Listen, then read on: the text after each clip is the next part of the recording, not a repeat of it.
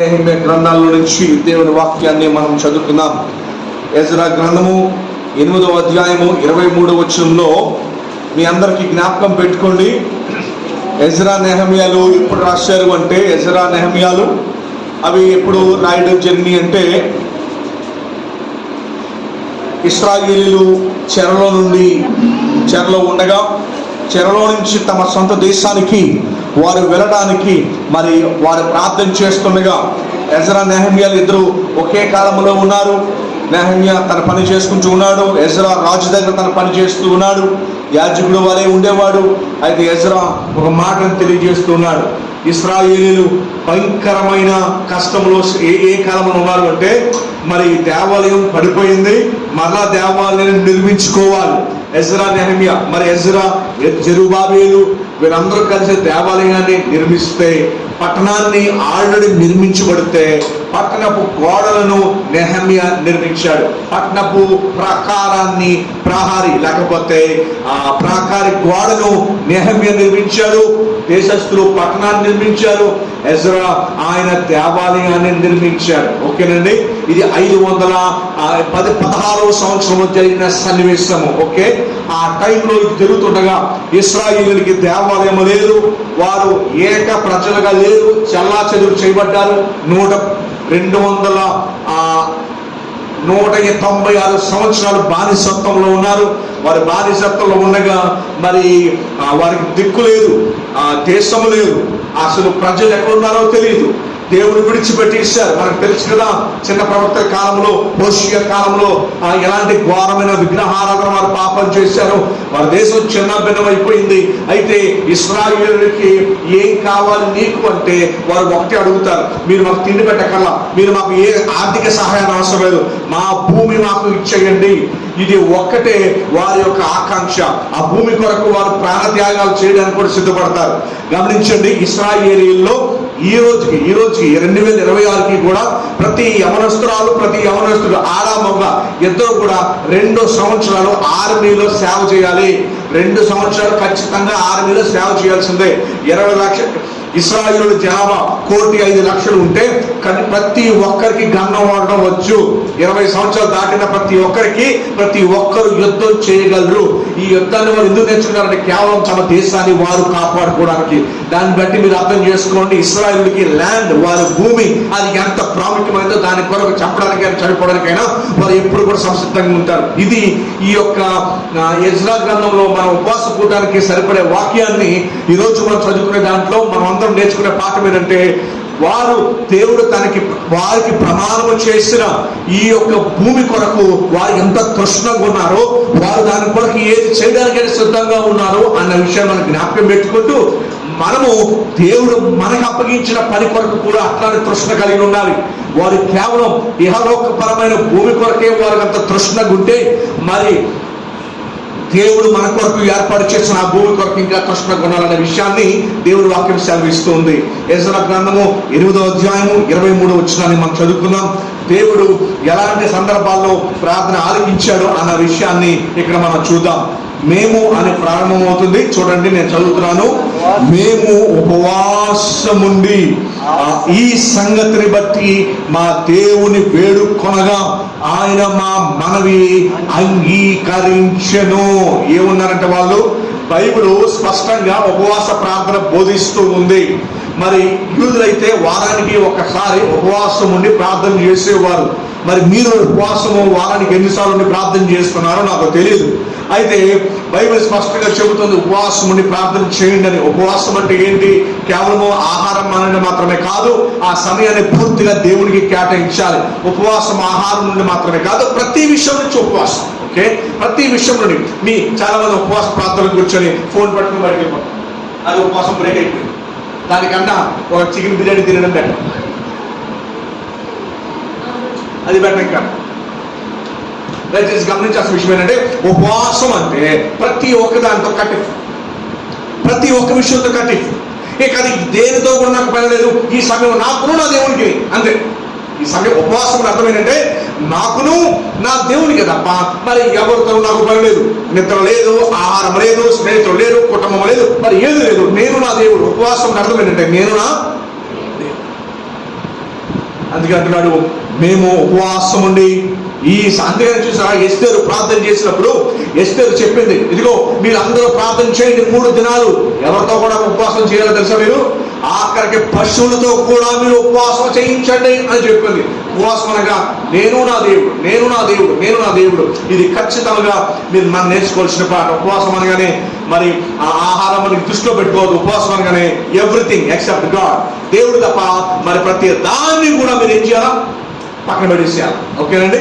అందుకని చూడండి ఏముందో, మేము ఉపవాసం ఉండి ఈ సంగతిని బట్టి మా దేవుని వేడుకొనగా ఆయన మా మనవిని అంగీకరించెను. సో చేత దేవుని సన్నిధిలో వచ్చినప్పుడు మనకి ఆలోచన ఉండకూడదు. దేవుని సన్నిధిలో వచ్చినప్పుడు మనకి అసలు ఏది కూడా డిస్ట్రాక్షన్ ఉండకూడదు. దేవుని సన్నిధిలో వచ్చినప్పుడు కేవలము నేను ఆయనతో గడపడానికి వచ్చాను సమయాన్ని. ఓకేనండి.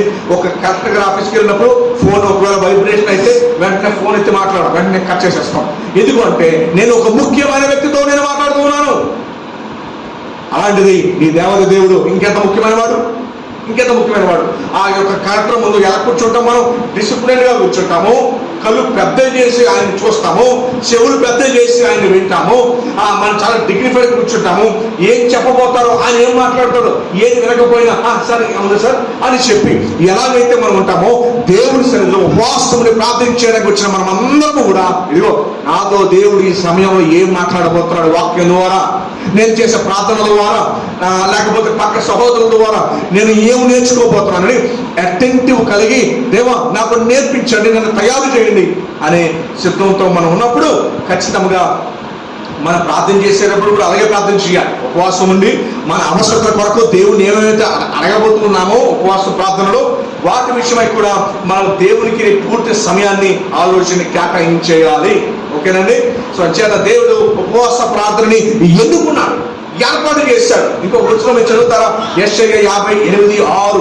యెషయా గ్రంథము 58వ అధ్యాయము, యెషయా గ్రంథము 58వ అధ్యాయము 6వ వచనం చూడండి ఏముందో. చదువుతారా ఎవరైనా సరే? 58:6 తక్కువ చదవమ్మా.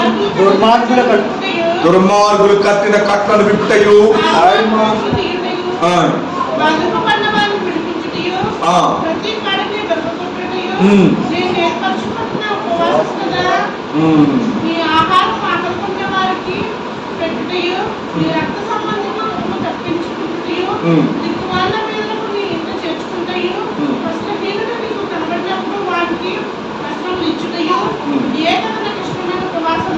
సరేండి. చాలా ఇప్పుడు చూడండి, ఉపవాసం అని ఇందాక మీకు చెప్పాను చూసారని. ఉపవాసం అంటే ఏంటి? ఉపవాసం అంటే అసలు ఎన్ని చెప్పాడో చూడండి దేవుడు ఇక్కడ. ఉపవాసం అంటే ఏంటంట? ఇప్పుడుదాకా ఉపవాసం అంటే సరే మన ఆహారం మానేయడమో లేకపోతే నిద్ర మానేయడమో అనుకున్నాం. ఇక్కడ ఉపవాసం అంటే ఇంకేమన్నాడు చూడండి, దిక్కుమాలిన పేదలను నీ ఇంట చేర్చుకుంటూ. అబ్బా, ఉపవాసం అంటే డెఫినేషన్ మార్చేశాడు ఇక్కడ. చెప్పండి ఉపవాసం అంటే ఏంటి ఇక్కడ? వస్త్రహీనుడు నీకు కనబడినప్పుడు వారికి వస్త్రము నిశ్చితయు, దిక్కుమాలిన పేదలను నీ ఇంట చేర్చుకుంటూ. ఇది ఉపవాసం ఏంటి అసలు? అర్థమైంది మనకు ఉపవాసం అంటే ఏంటి అసలు? ఫస్ట్ అసలు ఉపవాసం అంటే మనకి ఏంటని అర్థమైంది. అసలు బైబిల్ ఓపెన్ చేసి చదివితే తప్ప అసలు ఉపవాసం అంటే ఏంటో మనకు అర్థం కాలేదు. అమ్మ, ఉపవాసం అంటే దేవుని కొరకు జీవితాన్ని దారపోయడం. మనం అనేసుకుంటే సరిపోతుందా? ఉపవాసం అంటే ఇదేనండి అని అనేసుకుంటే సరిపోతుందా? ప్రభు అన్నాడు, మీరు కోరిన ఉపవాసం మీకు చేస్తే నాకు సంబంధం లేదన్నాడు. మీరు అనుకున్న మీ మైండ్లో మీ దృష్టిలో మీరు ఏదో ఉపవాసం అంటే ఇది అని అనుకుని మీరు అదేదో చేసేస్తే అది దానికి నాకు సంబంధం లేదు. నేను మిమ్మల్ని ఎన్నడూ ఎదుగను అన్నాడు. ఇప్పుడు రాస్తున్నాను ఇక్కడ దేవుడు రాస్తూ, ఇది కదా నేను కోరుకున్న ఉపవాసం, ఇది కదా నేను కోరుకున్న ఉపవాసం అన్నాడు. మనం ఉపవాసము మన సొంత ఆలోచనలు చేసేసుకున్నాం. ఉపవాసం అంటే ఏదైతే ఎట, కానీ దేవుడు అన్నాడు అది కదా ఉపవాసం అంటే అని చెప్పి ఇక్కడ వచ్చిన రాస్తూ ఉంటున్నాడు, ఇదిగో నేను కోరుకున్న ఉపవాసం ఇది అన్నమాట. ఏంటి చెప్పండి? ఇక్కడ వాస్తవానికి రాసింది రెండే, వాళ్ళు 3-4 రాశాడు, ఇంకా రాయింది ఉన్నాయి. ఇక్కడ మనం మాటల కన్నా విషయాన్ని అర్థం చేసుకోండి. అసలు ఉపవాసం అంటే ఏంటి? దానికి మీతో ఒక మాట అన్నాను నేను నా దేవుడు అని ఒక మాట అన్నాను. అమ్మా ఇప్పుడు చాలా ప్రాబ్లం అయిపోయింది అంటే, నేను ఎప్పుడు మీకు పాయింట్ అవుట్ చేశాను, బైబిల్ చదవని క్రైస్తవ్యంలో వెళ్ళిపోయాం.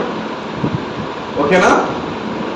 అసలు ఉపవాసం అంటే నేను నా దేవుడు, ఆయన కొరకు నేను పూర్తిగా అన్ని విషయాల్లో బ్రతుకుటైతే క్రీస్తే, చావైతే మేలైన పౌలు గారు అన్నారు చూసారా, అలా బ్రతుకుటైతే క్రీస్తే అని ఎవరైతే ఆ రీతిలో బ్రతుకుతారో అదే ఉపవాసం.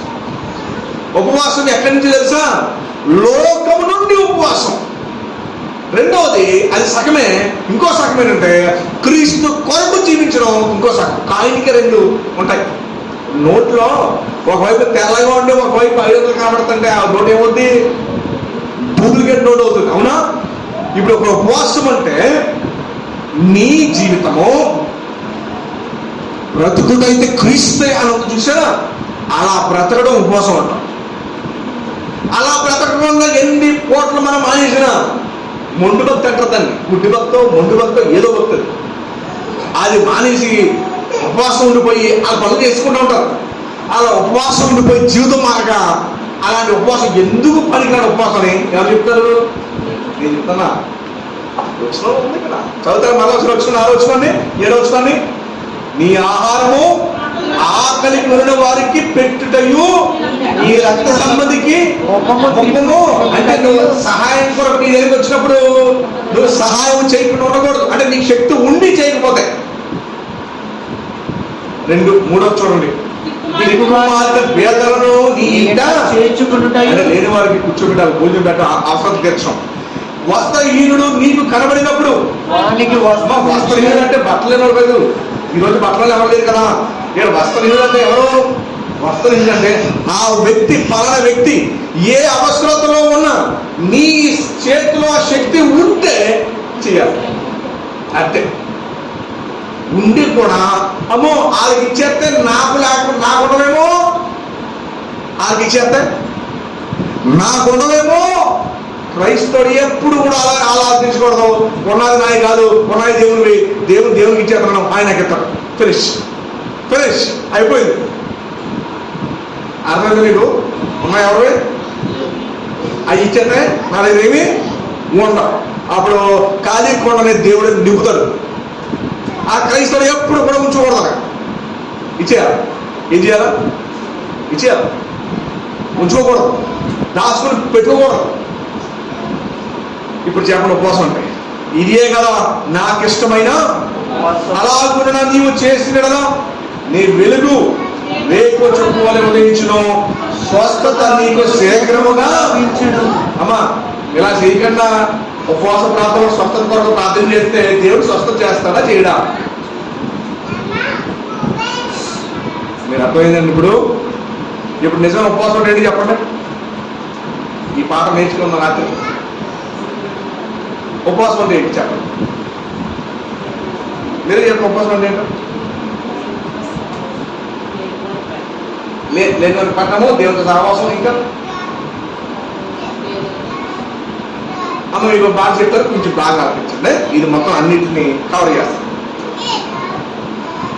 నేను నా జీవితము నా బ్రతుకు అది నా కోసం కాదు, అది క్రీస్తు పేరట ఇతరులకు. క్రీస్తు పేరట ఇతరులకు. నేను నా కుటుంబం, నా జీవితం, నా భవిష్యత్తు, అవన్నీ కూడాను అవి నావి కాదు, క్రీస్తు పేరట ఇతరులు. నావి కావు, క్రీస్తు పేరట. ఇది ఎప్పుడైతే మీ జీవితంలో ప్రాక్టికల్గా నడుస్తుందో అప్పుడే మీరు ఉపవాసం ఉంటారు. ప్రభు చెప్తున్నాడు, ఇదే కదా నాకు ఇష్టమైన ఉపవాసం. ఇప్పుడు చెప్పండి.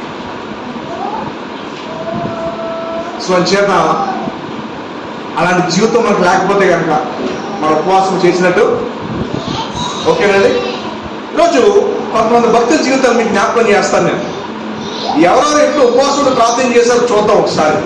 మంచి మంచి విషయాలు. మోషే గురించి ఫస్ట్ చూద్దాం. మోషే ఎప్పుడు ఉపవాసమును ప్రార్థన చేశాడో నిర్గమకాండము 34:28. నిర్గమకాండము 34వ అధ్యాయము 28వ వచనాన్ని అతడు 40 రేయింబగళ్ళు చూడమ్మా. అతడు 40 రేయింబగళ్ళు యెహోవాతో కూడా అక్కడే నుండెను. అతడు భోజనం చేయలేదు, నీళ్లు త్రాగలేదు. అంతలో ఆయన నిబంధన వాక్యములను అనగా 10 ఆజ్ఞలు ఆ పలకల మీద వ్రాసెను. అమ్మ ఇప్పుడు చెప్పండి, మోషే ఏం చేశాడు చూడండి. 28వ వచనంలో 34:28లో అతడు 40 రేయింబగళ్ళు పగలు రాత్రి యెహోవాతో కూడా అక్కడ ఉండెను. ఉపవాసం అంటే ఎవరితో ఉండడం? దేవునితో. సో ఉపవాసం ఉంటే ఎప్పుడు కూడా మన పనులు మనం చేసుకోకూడదు. అసలు ఉపవాసానికి అర్థపడలేదు అసలు. ఇందాక మీకు అసలు ఉపవాసం అంటే ఏంటో అసలు పెద్ద పిక్చర్ ఇచ్చాను నేను. విషయం ఏంటి అసలు ఉపవాసం అంటే ఏంటి, ఇదే కదా నేను కోరిన ఉపవాసం అని చెప్పి అసలు వాస్తవానికి తిండికో లేకపోతే రాత్రి పూటకో మధ్యాహ్నం పూటకో అసలు దాన్ని పూర్తిగా బైబిల్ తొలగించేసి ఉపవాసం అని కానీ దేని గురించి మాట్లాడుతుంటే బైబిల్ అసలు నీ జీవితాన్ని ఉపవాసంగా చేయి అని చెబుతుంది. ఉన్నవి నీవి కావు, ఇవన్నీ క్రీస్తు పేరట అందరికీ అని చెప్పి అసలు నీ జీవితాన్ని ఉపవాసంగా చేయమంటుంది. నువ్వు ఉపవాసం చేయడం కాదు, మనం ఉపవాసం చేయడం కాదు, అసలు మన జీవితంలో ఉపవాసంగా ఉండాలి. మన కష్ట జీవితాన్ని ఇతరులకు సహాయంగా ఉంటాం, మన తెలివితేటల్ని ఇతరుల యొక్క సమస్యల్లో వారికి సలహాగా ఇవ్వటము, మనకున్నవి పంచి వారి అవసరతల్లో మనము పాల్గొనడము. మన జీవితమే కొవ్వొత్తి. తెలుసా మీకు కొవ్వొత్తి ఎలా ఉంటుంది? అది వెలుగుతూ అది కరిగిపోతూ చుట్టుపక్కల అందరూ కూడా ఏమిస్తుంది. సో ఇంక మాట చెప్పాలంటే కొవ్వొత్తి ఒక మంచి ఉపవాసం చేస్తుంది. ఎలాగా? అది వెలుగుతూ అది కరిగిపోతుంది. అలానే ఉపవాసం అంటే నీ జీవితం ఉపవాసం. కానీ భోజనం ఎక్కువ భోజనం అంటే తొలగించేస్తారు ఆలోచన పూర్తిగా. అది బైబిల్ ఆలోచన కాదు, అన్ని ఆలోచన. అన్ని చేస్తారు చూసారు, శుక్రవారాలు శనివారాలు అన్ని ఆలోచనలు. అసలు ఉపవాసం అంటే అర్థమైంది. ఫస్ట్ మీనింగ్ నీ జీవితమే ఉపవాసంగా ఉండాలి. First point. ఎందుకంటే అది ఎవరు చెప్పారే మాట? ఇదియే యెహోవా అంటూ ఇదియే కదా నేను కోరుకున్నా, నాకు ఇష్టమైన నేను కోరుకున్నా, నాకు కావాల్సిన ఉపవాసము నా బిడ్డల గురించి నేను కోరుకుంటాను ఇదే అని చెప్పాను. ఓకేనండి. సో ఉపవాసం అంటే మీకు అర్థమైంది కదా. ఒకటి ఫస్ట్ దేవుడు ఉపవాస ప్రార్థన కోరతాడు, మొదటి పాయింట్. రెండో పాయింట్ ఏంటంటే అసలు ఆయన కోరే ఉపవాసం ఏంటో మీకు చెప్పాను. ఏంటది? మన లైఫ్, మన జీవితమే అది ఒక ఉపవాసముగా ఉండాలి. నేను నా కుటుంబం నాకు అన్నీ కూడా ఉపవాసం చేయాలి, ఉపవాసంలో భాగం అవ్వాలి, ఉపవాసంలో కలిగిపోవాలి. ఇదే కదా నాకు ఇష్టమైన సో ఆహారం కాదు. నేను నా కుటుంబము నా బిడ్డలు క్రీస్తు పేరట ప్రభు కొరకు వాడబడాలి. ఇతరులు ఓకేనా? ఇతరులకు ప్రభు పేరట వాడబడాలి. ఎప్పుడు కూడా నేను సహాయం చేయడానికి నిరాకరించను. నా శక్తి ఉన్నంత వరకు నేను ఎంత చేయాలో అంత చేస్తాను నేను. అది ఉపవాసం. ఓకేనండి. దాని గురించి ఇంకా మీరు ధ్యానించండి. దేవుడు ఇంకా ఉన్నత ఆలోచనలే మీకు ఇచ్చి మిమ్మల్ని ఇంకా పరిపక్వత చేస్తారు. ఇప్పుడు మోషే గురించి ఒక 4 వ్యక్తుల గురించి మీకు చెప్తాను. వాళ్ళు ఎప్పుడు ఉపవాసం చేశారో మీకు చెప్తాను. మోషే 10 ఆజ్ఞలను ఆయన తీసుకునేటప్పుడు ఉపవాసం చేశాడు. ఎప్పుడే ఉపవాసం చేశాడండి? ఇక్కడ సీనా పర్వతం మీద. ఏ పర్వతం మీద? సీనాయి పర్వతం మీద ఉండగా ఫస్ట్ మోషే నేర్చుకోండి. మోషే ఎప్పుడు ఉపవాసం చేశారంటే దేవుని దగ్గర నుంచి 10 ఆజ్ఞలు తీసుకునేటప్పుడు, ఒక గొప్ప పని చేసేటప్పుడు, ఒక పెద్ద పని చేసేటప్పుడు. నీ జీవితాలు కూడా అంతే. ఏ పెద్ద పని చేసేటప్పుడు, గొప్ప పని చేసేటప్పుడు ఖచ్చితంగా ప్రార్థన చాలా చాలా అవసరము. అది ప్రార్థన బేసికల్గా ప్రార్థన అంటే అండి, బేసికల్గా ప్రార్థన అంటే ఏంటి? దేవా, మానవులుగా మేము నిమిత్త మాత్రం, మానవులుగా మేము రోగాలు, జబ్బులు, కష్టాలు, నష్టాలు, ఇబ్బందులు ఎప్పుడు ఉంటామో, ఎప్పుడు ఊడిపోతామో, బయటికి వెళ్తే తిరిగి వస్తామో లేదో. మానవుడు బేసికల్గా నిమిత్త మాత్రం. సో మానవులకి శక్తి లేని వారు అంచేత దేవా మేము నిమిత్త మాత్రము గనుక అనంతమైన దేవుడు గనుక నీవే మాకు సహాయం చేయి, మాకు మేము సహాయం చేసుకోలే బలహీనం మేము, నీవే అని ఆయన వైపు తేరి చూడటమే ప్రార్థన. ప్రార్థన ఏంటి? మేము నిమిత్త మాత్రం, నీవు సృష్టికర్తవి, మీరే మమ్మల్ని నడిపిస్తున్నారు, ఆయుష్ ఇచ్చింది నడిపిస్తుంది మీరే. సో నా ప్రతి జీవితంలో ప్రతి విషయాన్ని బట్టి నేను నీ మీదే నేను ఆధారపడుతూ ఉన్నాను అని దేవుడు చెప్పాను. అంతే, దేవా నీవు లేకపోతే నాకేం లేదు, నాకు ఈ ఆహారము, నేను చేసే ఉద్యోగము, నేను చేసే వ్యాపారము, అందులో నుంచి తీసుకొచ్చి నాకు ఆరోగ్యం అన్నీ కూడా ఓకేనండి. సో ప్రార్థన అంటే బేసికల్గా ఆయనకి మనము అప్పచెప్పుకోవడము. సో ఫస్ట్ ఎవరు చూసాం మనము? మోషే గారిని చూసారా? మోషే గారు ఎప్పుడు ప్రార్థన చేశారో, ఎలా చేశారో చూడండి. అతను 40 రేయింబగళ్ళు యెహోవాతో కూడా అక్కడ ఉండెను. సో ఉపవాసంలో ఫస్ట్ పాఠం ఏంటంటే దేవునితో సమయం, ఆయనతో మాత్రమే. మోషే గారు కూడా ఆయనతో మాత్రమే గడిపాడు. పైకి ఎవరు రాలేగా, సరే పర్వతం మీదకి ఎవరు రాలా. మోషే గారు గొప్ప కోరిక కోరాడు. ఏంటో కోరిక? దేవా నేను నీ మహిమను నేను చూడాలని కోరాడు. ఎంత గొప్ప కోరిక కోరాడు చూడండి. అందుకే మోషే చరిత్రలో నిలబడిపోయాడు. బంగారం కోరిన చేరుకోరా చరిత్రలో, లేకపోతే డబ్బుని, లేకపోతే ఏదో ఒక సంబంధమైన వాటిని కోరుకున్న వారు చరిత్రలో నిలబడాల. ఎవరు చరిత్రలో నిలబడ్డారు అంటే ఇదిగో మోషే లాంటి వారే. 28వ వచనం, అతడు 40 రేయింబగళ్ళు యెహోవాతో కూడా అక్కడ. సో ఉపవాసం అంటే బేసికల్గా ఆయనతో ఉండడం, దేవునితో మాట్లాడడం, సంభాషణ. చాలాసార్లు మన అవసరం చెప్పేస్తాం, కానీ ఆయన మనతో మాట్లాడేంత వరకు వెయిట్ చేయం మనం. ఏమండి, ఆయన మనతో మాట్లాడేంత వరకు వెయిట్ చేయం మనం. కానీ మోషే ఏం చేశాడంటే దేవునితో కూడా మాట్లాడాడు. మీరు చెప్పండి, మీ ప్రార్థనలో కేవలము మీ అవసరతలు చెప్పి ఆగిపోతున్నారా, లేకపోతే దేవునితో సంభాషణ చేస్తున్నారా? అంటే బైబిల్ దేవుడు ఎట్లా ఉంటాడో తెలుసా? ఒక స్నేహితుడు లాంటి వాడు. బైబిల్ దేవుడు మనల్ని చేసి భూమి మీద మనం విడిచిపెట్టారు. మీ కర్మకి మీరు ఏడవండి అని చెప్పి మనం విడిచిపెట్టారు. ఇదిగో మీరు చేసిన పాపాలకి మీరే ప్రాయశ్చిత్తం చేసుకుని ఎలాగైనా సరే నా దగ్గర రండి అని చెప్పి మన దేవుడిని అడగల. గొప్ప విషయం ఏంటంటే మనకి కూడా ఆయన ప్రాయశ్చిత్తం చేసే ఒక స్నేహితుల వల్లే సమయాన్ని గడపడానికి. అందుకనే ఆదాము చేయగానే ఏదైనా వనంలో ప్రతిరోజు సాయంత్రకాలం సమయంలో వారితో సమయాన్ని గడిపేవాడు. గొప్ప విషయం ఏంటంటే ప్రార్థనలో మన అవసరాలు మనం దేవుడికి చెప్పడం మాత్రమే కాదు, ఆయన మనతో ఏం మాట్లాడాలనుకున్నాడో కూడా వినాలి. ఆ సమయాన్ని మనం ఇవ్వాలి. అందుకనే ఈ ఎక్కువసేపు ఈ దీర్ఘకాలపు ప్రార్థనలో మనం నేర్చుకున్న పాఠం ఏంటంటే అందరూ కూడా జనరల్గా ప్రార్థన అవసరం చెప్పేస్తారు. దేవా నాకు అది ఇవి లిస్ట్ చదివేస్తాం మనం. ఏమండి, అయితే లిస్ట్ మాత్రమే కాదు, మెడిటేట్ ధ్యానించినప్పుడు దేవుడు మనతో కూడా మాట్లాడతాడు, సంభాషిస్తాడు. మోషే అది పొందుకున్నాడు. అతడు భోజనం చేయలేదు. ఇంకేం చెబుదండి? భోజనం చేయలేదు, నీళ్ళు కూడా గొప్ప విషయం తెలుసండి. బహుశా 40 రోజులు నీళ్ళు మోసే సీనాయి పర్వతం మీద తీసుకెళ్ళే అవకాశం కూడా లేదు. వెంటనే వచ్చేస్తాను అనుకున్నాడు, కానీ దేవుడు వెంటనే అతన్ని పంపలేదు. సో చేత మరి 40 రోజులు ఫుడ్ వాటర్ లేకపోతే మరి ఎలా శక్తి వచ్చింది మనకి? దేవుడు ఇచ్చిన శక్తిని నిలబడటానికి ఎవరిచ్చే శక్తిని? సో మీరు ఉపవాసం ఉన్న శక్తి ఇచ్చి ఎవరిస్తారు? నిద్రపోకుండా ప్రార్థన చేసే శక్తిని ఎవరిస్తారు?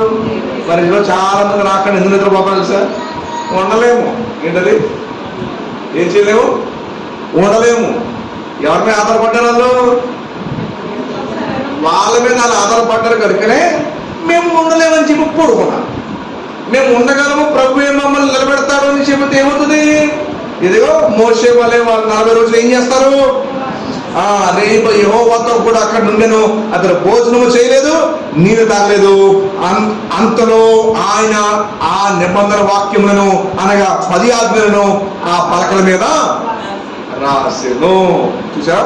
సో గొప్ప విషయాన్ని 10 ఆజ్ఞలు ఆయన తీసుకునేటప్పుడు మరి ఆయన ఇవి పొందుకున్నారు. ఆయన ఇవి ఇప్పుడు చెప్పండి, మోషేని చేయ నేర్చుకుంటారు మీరు? మోషేని చేయ నేర్చుకుంటారు? ఉపవాసం దేవుడు సహాయం చేస్తాడు. ఎవరు సహాయం చేస్తారు? దేవుడి ఉపవాసాలు దేవుడు సహాయం చేస్తాడు. అంత మాత్రమే కాదు, ఉపవాసంలో ఆయన పూర్తిగా ఏం కట్ చేశాడు? ఫుడ్ వాటర్ భోజనము పానము రెండు కూడా ఆయన తీసుకోవాలా.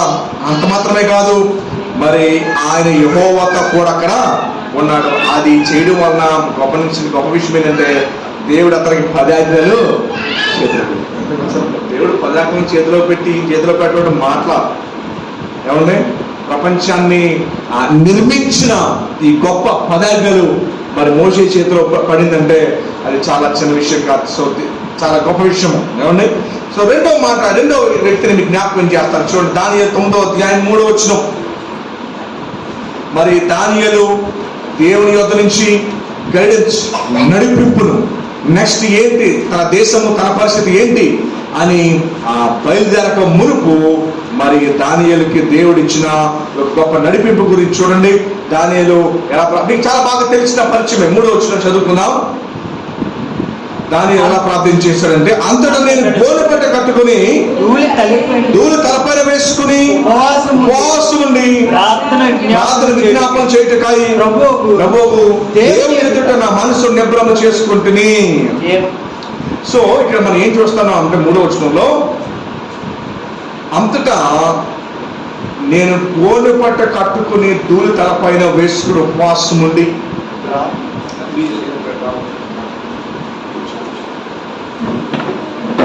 ఇక్కడ 9వ అధ్యాయం 3వ వచనంలో మనం ఏం చూస్తున్నామంటే, గోనెపట్ట కట్టుకొని ధూళి తలపైన వేసుకుని ఉపవాసం ఉండి. ఇక్కడ ఏం కనబడుతుందండి, ఇక్కడ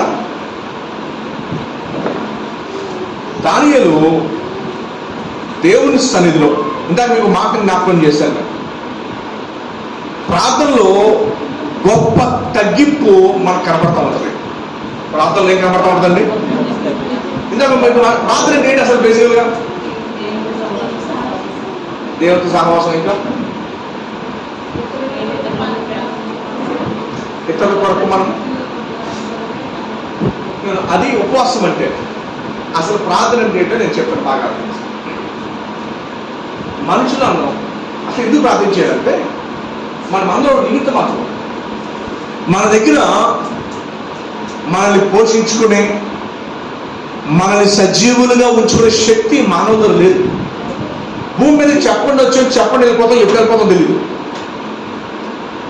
మనుషుల యొక్క పరిస్థితి భూమి మీద ఎట్లాంటిదంటే, సొలొమోను అంటాడు 60 పువ్వులు అంటే ఉదయం వికసిస్తే సాయంత్రానికి వాడిపోతుంది. మానవులు, దేవుడు మానవులు ఎలా చేశాడంటే, ఆయన తన కంటి రెప్ప క్రింద కాచుకోవడానికి మానవుని చేశాడు దేవుడు. లేకపోతే మానవుడు ఈ భూమి మీద బ్రతకలేదు, సజీవులుగా ఉండలేదు. దేవుడు అట్లా కాపాడుకోవడానికి మానవుడు చేశాడు. అంచేత మనము నేర్చుకోవాల్సిన, ఆలోచించాల్సిన విషయం ఏంటంటే, అమ్మ విన్నాను మీరు నన్ను కన్ఫ్యూజ్ చేయాలి, రెడీ తెలిసి ఆలోచించారు ప్రార్థన విషయం. మనుషులు ఇంకా చెప్పాను కదా, మనుషులు వీక్. మనుషులు ఎవరు?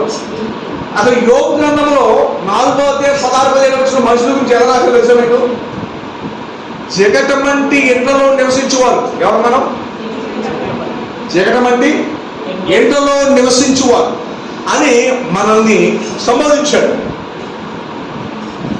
ఎందులో సంబోధించాడు అంటే, ఇంకా రాస్తాడు 16-17లో మానవుని రాస్తూ ఒక పదాన్ని వాడతాడు. ఏ పదాన్ని వాడతాడు చూడండి ఒకసారి. చదువుతారు 16-17, 16 3వ లైన్ నుంచి.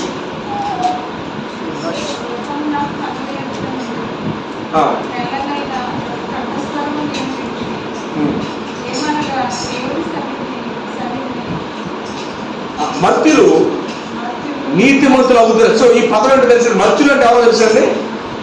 80 సంవత్సరాలు వచ్చేసరికి బాడీలో అన్ని పాటలు క్షీణించిపోయి, సరిగ్గా కనపడక, సరిగ్గా వినపడక, సరిగ్గా నడవలేక, సరిగ్గా కూర్చోలేక, అసలు ఏమి చేయలేక బెడ్ మీద ఉండి ఇక చివరికి చనిపోయే స్థితిలో వెళ్ళిపోతారు చూసారా, వారిని మర్త్యులు అని అంటారు. ఓకేనా? వారిని ఏమంటారు? మర్త్యులు అని అంటారు. సో మనుషులు అట్లాంటి వారు. 17వ వచనంలో కింద కూడా మనం చదివితే మనకి ఏం కనపడతారంటే, 17వ వచనంలో జగటమంటి ఇంట్లో నివసించువారు అని రాశాడు. ఏమిటి రాశాడండి? జగటమంటి ఇంట్లో నివసించువారు అని రాశాడు. సో మానవుడు వారి యొక్క పరిస్థితి ఎట్లాంటిదంటే, అంత వీక్, టుమారో చెప్పాలి అంటే అసలు తిన్న ఫుడ్ కూడా సరిగా అరగదు, అంత వీక్. కొంచెం తినేదానికి కూడా శక్తి లేనంత వీక్ మానవుడు. చాలా మంది ఉంటారు తినలేదు, తింటే సరిపోతారు. తింటే షుగర్ పేషెంట్ ఉన్నారు, 4 గులాబ్ జాములు పెట్టడం అలాగే ఏమన్నాయి వాళ్ళకి బాబు చాలా ఇష్టం. 4 గులాబ్ జామున్ షుగర్ 400-500 ఉంది. వాళ్ళకి మంచి దట్టించి ఏంటది బాగా దట్టించి కనుక 4 ఈ సైజు పెట్టామంటే అవుట్. మన పాపం ఎవరో కావాలి షుగర్ ఎక్కువైపోయి ఇక్కడే ఇంద్రాన్ని కావాలి వేరే అంటే పిలుస్తాం మేము. పచ్చల భార్య 30 సంవత్సరాలు మన మంది విశ్వాసం. పాపం వాళ్ళ ఇంట్లో ఏం చేయాలి చెప్తాను మీకు సంగతి. ఇక్కడే ఉంటుంది అటెండ్ చెప్తాను 4 మీద. ఆ రోజు ఏమైందంటే ఆమెకి హై షుగర్ వచ్చేసింది. ఏమొచ్చేసింది? హై షుగర్ వచ్చేసి కత్తిని పడిపోతే ఓఆర్ఎస్ పట్టించారు. ఆవిడ ఏం పట్టించారు?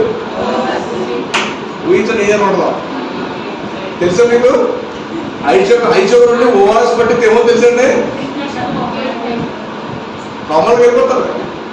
అలా వెళ్ళిపోయినావిడ ఒక 7 ఏళ్ళ క్రితం. పాపం ఇంట్లో తెలియలేదు, నీరసం వచ్చి పడి వాళ్ళకి ఎలాగే తెలుసు అర్థమైతే ఎలాగ ఉంటుంది. పాప వాళ్ళకి ఏం తెలుసు, వాళ్ళు ఏం చేశారు భయపడిపోయి పాప నీరసం పడుతుందని చెప్పి ఓఆర్ఎస్ పట్టించారు, 2 పట్టించారు. ఈవిడ తాగింది. చాలా సీరియస్ అయిపోయింది. అర్థమవుతుంది మీకు? ఇప్పుడు విషయం ఏంటంటే ఏంటి ప్రార్థన? మానవులు ఎవరు? తర్వాత మర్త్యులు అని అన్నారు. మానవునికి ప్రతి క్షణం దేవుడు సహాయం చేయకపోతే అవుతుంది. మీకు అర్థమైందా? ఇది మానవుని యొక్క రియాలిటీ. ఓకేనండి? ఇప్పుడు అనంతమైన దేవుడు మనకున్నాడు. అందుచేత మనం బ్రతకడానికి, పోషించబడడానికి దేవ నా వల్ల అయితే కాదు, నేనేం చేయలేను నేను అని దేవుని సన్నిధిలో ఆయనకి చెప్పి ఆయన యొక్క సహాయాన్ని కోరడమే ప్రార్థన. మన వీక్నెస్ ని మనం గ్రహించి ఆయన మాత్రమే మనకు సహాయం చేయగలదని చెప్పి ఆయన యొక్క ఔన్నత్యాన్ని గుర్తించడమే ప్రార్థన. అంటే డిపెండెన్సీ, ఆధారపడుట. ఏంటది? ఆధారపడుట. ఎందుకు ఆధారపడాలి? ఎందుకు పడాలి?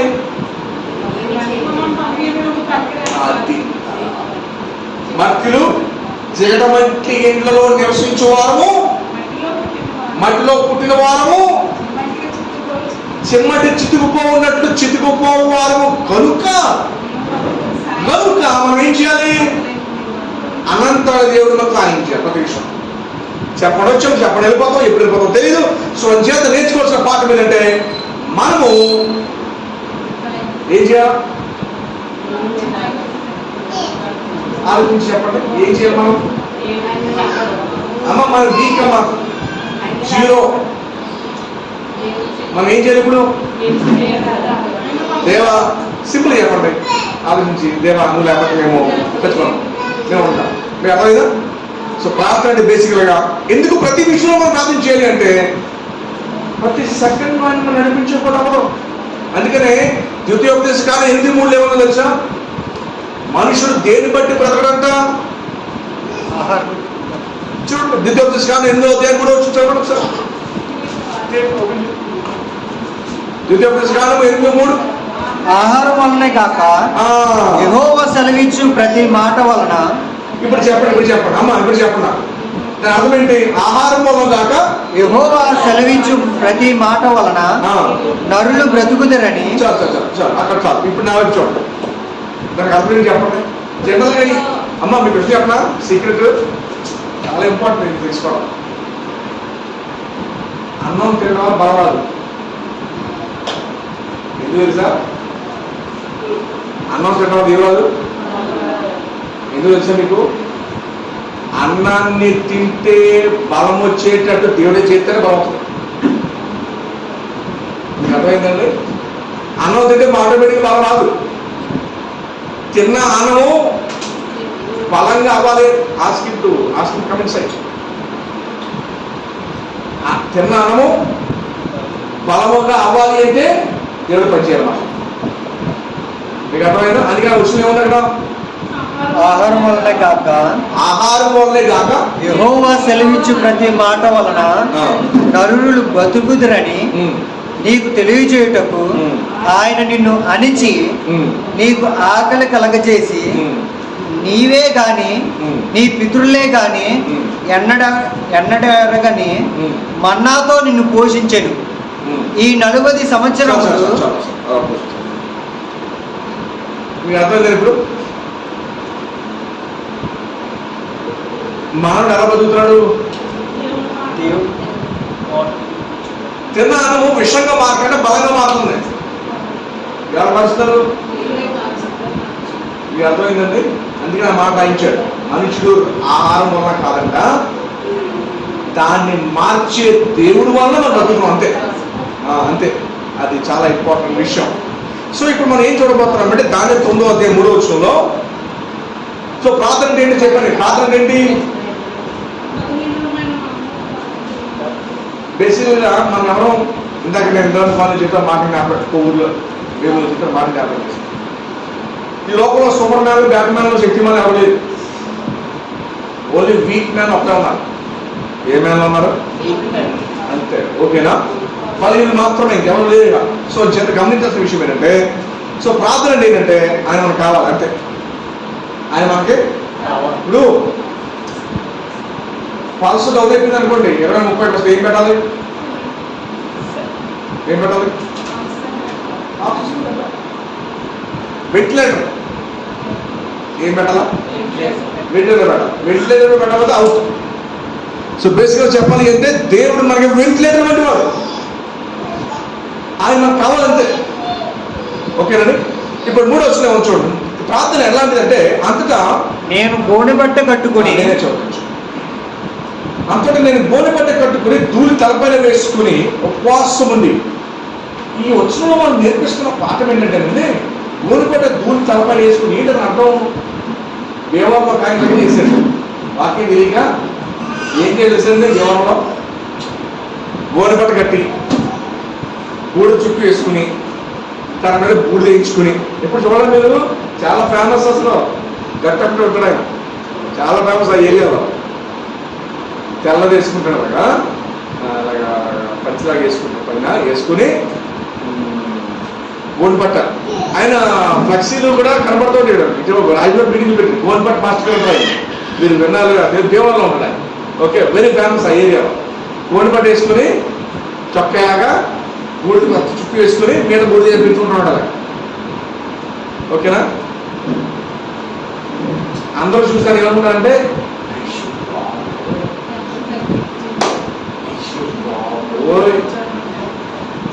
ఆ శివకు వ్యవసాయం లేదు. అలా ఇదేమో తగ్గింపు సూచన, ఇదేమో హెచ్చింపు సూచన. ఇస్తారా ఎంత వ్యవసాయం? అర్థమైందండి పాయింట్? కానీ ఇక్కడ అది కాదు. ఈ 3వ వచనం, ఈ 3వ వచనం కాదు. ఇక్కడ ఈ 3వ వచనం ఎందుకు కాదంటే, అప్పటికే దానియేలు వయసు 85 అవుతుంది. దానియేలు వయసు 85లో అతను దేశంలోనే గొప్ప పొజిషన్ అతనికి ఉంది.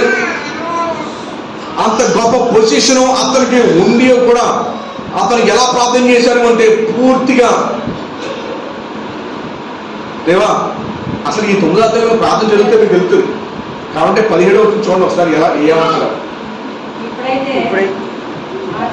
పైన ఏమంటాడంటే, నువ్వు మమ్మల్ని శిక్షించడం పూర్తిగా కరెక్ట్. నువ్వు ఎంత శిక్షించాలని చెప్పావో మొత్తం శిక్షించేసావు. నీలో ఏ తప్పు లేదు, అసలు కరెక్ట్గా శిక్షించేసావు మమ్మల్ని. అది శిక్షించాలి కూడా. మా ఓళ్ళు, మా రాజులు, మా ఏలికలు, మా యాజకులు శిక్షించినప్పటికీ కూడా మారలేదు అని చెప్పి, ఇప్పుడైతే మా దేవా, దీన్ని బట్టి నీ దాసుడు చేయు ప్రార్థనలు, విజ్ఞాపనలు ఆలకించి ప్రభు చిత్తానుసారం, నేను చెప్తాను, ప్రభు చిత్తానుసారంగా శిథిలమైపోయిన నీ పరిశుద్ధ స్థలం మీద. ఏ శిథిలం ఎవరు చేశారు చెప్పండి? మీ బైబిల్ తీసుకొని చెప్పాలి. ఎవరు చేసే శిథిలం 3 సార్లు చెప్పండి. యెరూషలేము దేవాలయాన్ని సొలొమోను కట్టిన దాన్ని ఎవరు శిథిలం చేశారు? ఎవరు? బబులోను శిథిలం చేశారు. ఎవరు శిథిలం చేశారు? ఓకేనా? ఇప్పుడు చూడండి ఏముందని ఇక్కడ. శిథిలమైపోయిన నీ పరిశుద్ధ స్థలం మీదకి నీ ముఖ ప్రకాశము రానిము, నీ గొప్ప కనికరమును బట్టి మేము నిన్ను ప్రార్థించుచున్నాము కానీ, అబ్బా ఇది తగ్గింపట్టమ్మా, తగ్గింపు కోడి పట్ట బూడిద ఎందుకు వేసుకున్నావో తెలుసా? ఇదిగో ఇక్కడ ఉన్న ఆశ్రమం. మీరు ఎలా ప్రార్థన చేయాలో తెలుసా? ఇదిగో ప్రభువా, మేమైతే అమ్మ ఇది బాగినండి, మేమైతే అడిగి పొందుకోవడానికి మేము అర్హులు కాము. ఇది ఇక్కడ పాయింట్. ఇక్కడ తగ్గింపు ప్రార్థన అంటే ఏంటి అర్థమైంది మీకు? తగ్గించుకుని అడిగిన ఇచ్చే నో. తగ్గింపు ప్రార్థన అంటే ఏంటో తెలుసమ్మా? నేను అడుగుతున్నావి, నేను పొందుకోవడానికి నాకు అర్హత లేదు. ఎక్కడ బుర్రమాట అర్హత లేదు, అయినా కూడా ఏమన్నా చూడండి, నీ గొప్ప కనికరమును బట్టి మేము నీకు ప్రార్థించుచున్నాము కానీ, అది కూడా మళ్ళీ ఇంకో 2 పాయింట్లు. అసలు మేము నీకు ప్రార్థన చేస్తాం అంటేనే నువ్వు పర్మిషన్ చేయగలవు. కానీ నీ గొప్ప కనికరమును బట్టి మేము నీకు ప్రార్థించున్నాము కానీ, మా స్వనీతి కార్యమును బట్టి నీ సన్నిధిని నిలవబడి ప్రార్థించుటలేదు. అమ్మా, అసలు ప్రార్థన అంటేనే హక్కు లేకపోయినా అడగడం. ఏంటది?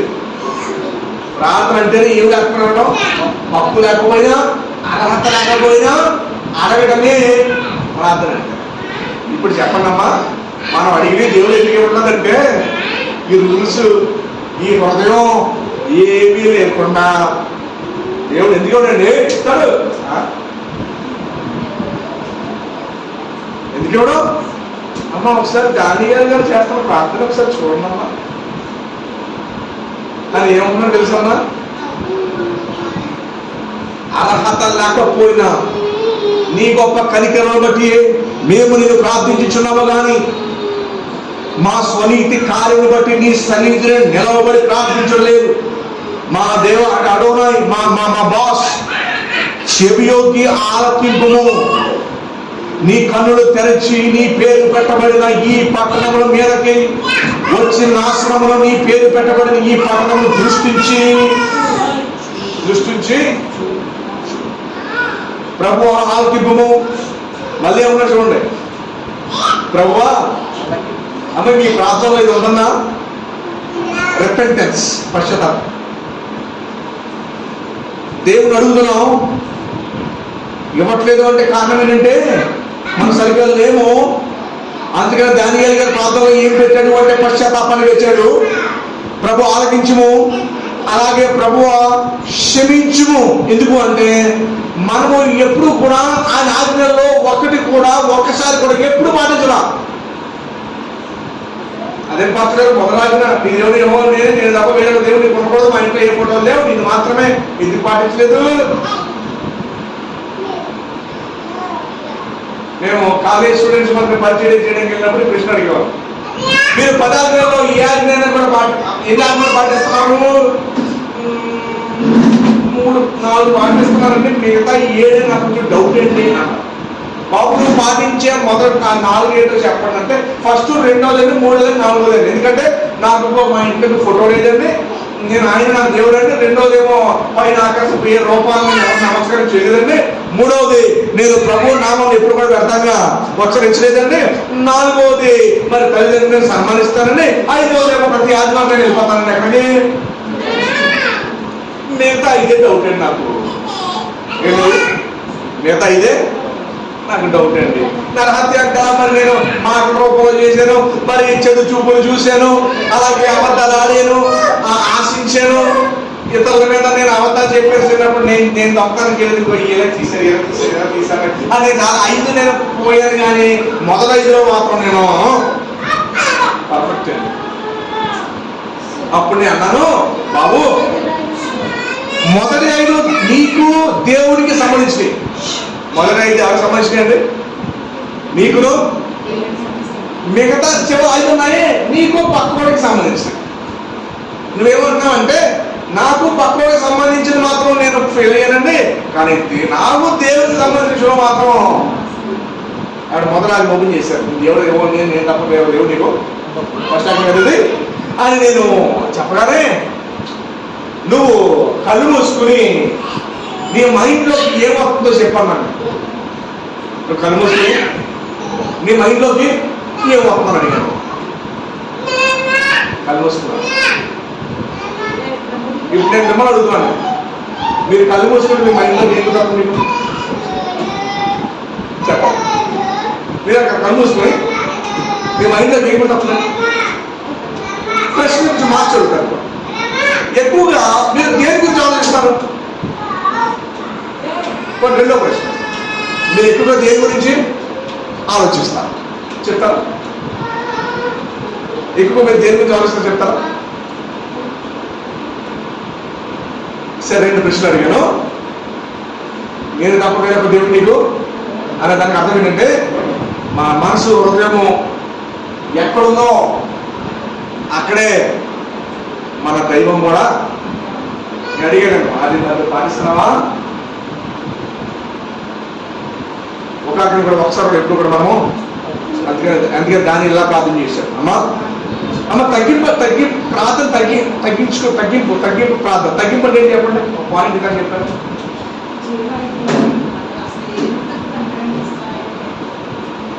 ఇక్కడ ఒక పాయింట్ చెప్పాను, అదేంటో చెప్పాలి. తగ్గింపు అని ప్రార్థన ఏంటి చెప్పారు, ఒక పాయింట్ చెప్పారు. ఇప్పుడు తగ్గింపు ప్రార్థనలో పాయింట్ చెప్పింది ఏంటది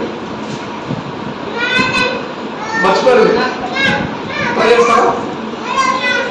ప్రభు, నేను చేసిన ప్రార్థన అవసరం నేను పొందుకోవడానికి నాకు అర్హత లేకపోయినాను, దయచేసి అది తగ్గి ప్రార్థన. ఓకేనా? మర్చిపోకండి. తగ్గి ప్రార్థన ఏంటి అడుగుతున్నామ్మా, అవి పొందుకోవడం అయితే వాస్తవం మనకు అర్హత అయినా కూడా ప్రభు సన్నిధి దేవా. అందుకే 18 చూడండి ఒకసారి, మీకు ఏమంతా ఉంది కదా. 18 ఏముంది? కానీ నాకు అదే చెప్పండి. ప్రార్థన చేశాడు. తర్వాత చూడండి 19 ప్రభు ఆలకిము, ప్రభు క్షమింపుము. ప్రార్థనలు ఏముండాలి? పశ్చాత్తాపం, రిపెంటెన్స్. ప్రభు ఆలస్యము చేయక చెవియొక్కిన మనమే. నా దేవా, ఈ పట్టణమును ఈ జనమును నీ పేరు పట్టబడినవి, నీ ఘనతను బట్టి నా ప్రార్థన వినుమని. అమ్మా చూడండి, సింపుల్ చేసుకుందాం అని నేను కన్ఫ్యూజన్గా చెప్తాను. సో తగ్గి ప్రార్థన ఏంటంటే, దేవా నేను అడిగేవి నువ్వు నాకు ఇవ్వాల్సిన అవసరం లేదు. ఓకే, ఇవ్వాల్సిన అవసరం నాకు పొందుకునే అర్హత కూడా నాకు అయినా కూడా నీ కనికరం బట్టి, న్యాయం కాదు, దేని బట్టి అమ్మా 2 విషయాలు నేర్పించారు. ఫస్ట్ నుంచి 4 విషయాలు నేర్పించారు. ఫస్ట్ ఏంటో చెప్తారా? దేవుడు ఉపవాస ప్రార్థన చేయమని నేర్పిస్తారు. 2, ఉపవాసం అంటే ఏంటి? ఇది కదా నేను కోరుకున్న ఉపవాసం. దేని అన్నాడు? నీ జీవితమే, నీ జీవితము, నీ కుటుంబము, నీ కులం అన్నీ కూడా దేవుని కొరకు ఉపవాసంగా వాడబడాలి. ఇదే నిజమైన 2. 3వ పాయింట్ ఏం నేర్పించాను మీకు నేను? 3వ పాయింట్ ఏం నేర్పించానండి? మోషే గారు ఎలా ఉపవాసం అనగానే దేవునితో పాటు పానీయము, భోజనము 2 పక్కన పెట్టి ఆయన దేవునితో ఉండడానికి కోరుకున్నాడు. దేవుని యొక్క వెలుగు భాగాన్ని చూశాడు, మహిమను చూశాడు, చూడాలనుకున్నాడు, దేవునితో ఉండాలనుకున్నాడు. ఓకేనా? ఇది 3. 4వ ప్రార్థన ఎవరిది? తగ్గింపు ప్రార్థన. ఏ ప్రార్థన? ఏంటి తగ్గింపు ప్రార్థన అంటే? ఏ విషయాలు లేకపోయినా ప్రార్థనలో అడిగే విషయాలు పొందుకునే అర్హత లేకపోయినప్పటికీ నీ కనికరము చెప్పిన వాటిని నాకు దయచేయి. ఓకేనా? 4వ పాయింట్. 5వ పాయింట్ చూడండి, నెహెమియా 1:4. Ezra, Nehemiah. ఓకేనండి? Ezra, Nehemiah. యోబుకి ముందు ఉంటాయి, ఎజ్రా తర్వాత నెహెమియా. 1:4. ఈ మాటలు వినినప్పుడు నేను చూడండి, ఓపెన్ చేశాను అందరూ. ఇప్పుడు సీన్ ఏంటో చెప్పండి. ఈ సీన్ అంతా కావాలి. ఎవరు చెప్పారు? నెహెమియా సీన్ ఏంటి? నెహెమియా ఏంటి అసలు చెప్పండి. ఎవరిని? నెహెమియా ఏమి విన్నాడు గుండె బయలుపడానికి? నెహెమియా ఏమి విన్నాడు గుండె బదలవడానికి? అమ్మా అక్కడే ఉంది. నా సహోదరు. ఓకే చూడండి, దేవుని యొక్క దేవాలయము పూర్తిగా మట్టిపాలు చేసేసారు. ఓకేనండి. చూడండి 3వ వచనంలో ఉన్నాం. వారు చెరపట్టబడిన వారిలో శేషించిన వారు ఆ దేశంలో బహు శ్రమను నిందను పొందుచున్నారు. మరియు యెరూషలేము యొక్క ప్రాకారము పడద్రోయబడినది, దాని గుమ్మములను అగ్ని చేత ఆయన నాతో చెప్పి ఈ మాట విన్నప్పుడు నేను కూర్చుని ఏడ్చి కొన్ని దినములు దుఃఖంతో ఉపవాసం ఉండి ఆకాశం అందరి దేవుని ఎదుట విజ్ఞాపన చేసి. అమ్మా ఒకసారి చూస్తాను. 1-4 అందరూ చదువుతారు ఒకసారి. 1-4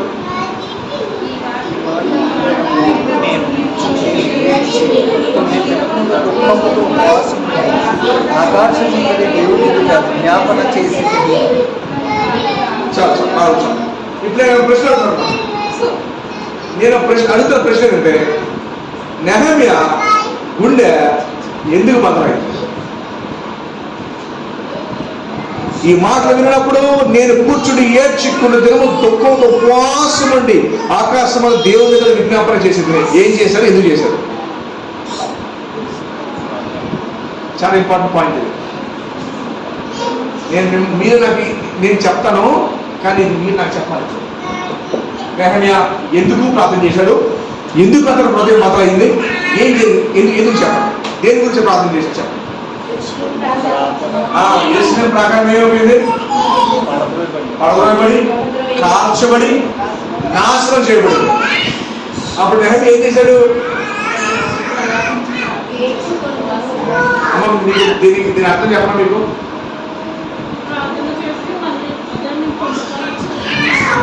ఎలాగమ్మా? ప్రార్థన చేసినప్పుడు మనము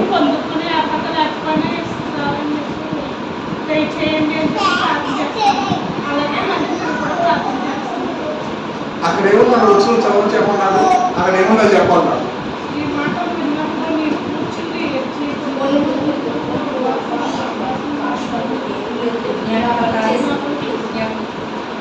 అసలు ఎందుకు వేస్తున్నాడు అర్థంగా మీకు ఇక్కడ విషయం చెప్పచ్చు. అమ్మా బాగా విశ్వాసులకి, ఎవరికి? విశ్వాసం అంటే మీకు, మీ అందరికి దేవుని రాజ్యము భారతదేశంలో కట్టబడట్లేనందుకు, అన్యులు అధికముగా ఉండి ఇంకా విస్తరిస్తున్నందుకు, దేవుని రాజ్యం భారతదేశంలో కట్టబడేటలేనందున మీరు ఇలాగా నెహమ్యా వలె కన్నీరు కాచి గుండె బద్దలై ఏడవాలి. నెహమ్యా యెరూషలేము పట్టణము దేవాలయం గురించి విని అతని గుండె బద్దలయ్యి కన్నీటితో ఉపవాసం ఉండి ప్రార్థన చేశాడు నెహమ్యా. ఓకే, ఇప్పుడు అప్పుడేమో ఆ దేవాలయము, ఇప్పుడు మనుషులే దేవాలయం. మీ దేహమే దేవుని. మనుషులే రక్షణ పొందవలసిన వారే మనకి ముఖ్యం. కనుక దేశంలో ప్రజలు రక్షణ పొందట్లేదు, తెలియని వారికి తెలియట్లా, సేవ జరగట్లేదు, తెలియని వారు తెలియకుండానే చనిపోతున్నారు, తెలియని వారు తెలియకుండానే చనిపోతున్నారు. కనుక ఈ విషయాలు మీరు తెలుసుకునిచుండగా మీ హృదయం బద్దలై కన్నీరు కారుస్తూ గోరుబట్ట కట్టుతూ గోడు చేసుకుని ప్రార్థన చేయాలి. నెహమ్యా ప్రార్థన మనకు నేర్పిన పాఠం ఏంటో తెలుసండి? మన భారతదేశంలో 130 కోట్ల మందికి రక్షణ లేదు. మన భారతదేశం 160 కోట్ల మంది జనాభా ఉంటే అందులో 130 కోట్ల మందికి రక్షణ లేదు. ఇప్పుడు చెప్పండి, మీలో ఎప్పుడైనా ఎన్నిసార్లు ఇలా ఈ భారతదేశంలో రక్షణ లేనందుకు మీరు ఇలాగ ప్రార్థన చేశారు? ఈ మాటలు విన్నప్పుడు నేను మీకు ఎన్నోసార్లు షేర్ చేసిన విషయాలు ఇక్కడ ఈ మందిరంలోనే చాలాసార్లు మీకు చెప్పాను నేను.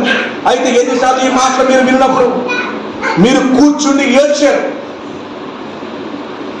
నేను చెప్తున్నానమ్మా, 1000 మంది ఒక 5 ఇలా ఏడుస్తారు ఆత్మల భారం. 1000 మందిలో బహుశా ఒక్కలేమో. నేను ఇలా ఏడ్చిన వ్యక్తిని లాస్ట్లో ఎప్పుడు చూశానంటే జనవరి 11వ తారీఖు చూశాను. అంతే, ఈ 5-6 వేలలో. ఆవిడ స్టాఫ్ నర్సు గవర్నమెంట్ హాస్పిటల్ KGHలో. మన మందిరంలో నుంచి 26 మంది ఇక్కడి నుంచి బయలుదేరాము. వైజాగ్లో భోజనం చేస్తున్నాం. ఆ చర్చిలో వాళ్ళు ఇంట్లో మనకి భోజనం పెట్టారు. 26 మందికి మన వాళ్ళకి భోజనం పెట్టారు. మన వాళ్ళకి నేను దేశం గురించి ఈ పరిస్థితుల గురించి ఇలానే నేను పంచుకుంటుంటే ఆ చర్చిలో పాపం 7-8 మంది మనకి భోజనాన్ని వడ్డించడానికి పాపం వచ్చారు. వస్తే ఆవిడ స్టాఫ్ నర్సు యూనిఫామ్తో వచ్చేసింది. ఆవిడ భార్య భర్తలు కూర్చున్నారు, అక్కడ దూరంగా సోఫాలో కూర్చున్నారు. నేను ఈ విషయాలు చెబుతుంటే ఆమె అలాగే కన్ను రెప్ప ఏకన్నా చూస్తూ కన్నీరు పెట్టుకుంటాం. పెద్ద ఆవిడ 55 years ఉంటాయి, 50-55. అక్కడ కూర్చొని కన్నీరు పెట్టుకుంది ఈ విషయాలు నేను చెబుతుంటే. నేను అనుకుంటాను బహుశా 1000-2000 మందిలో 5-6 కనబడతారేమో ఇలా ఈ విషయాలు చెప్తుంటే. నిజంగా ఇప్పుడు నెహమ్యా ఏడ్చాడే అలా ఈ విషయాన్ని బట్టి ఏడ్చేవారు చాలా మందికి. ఇది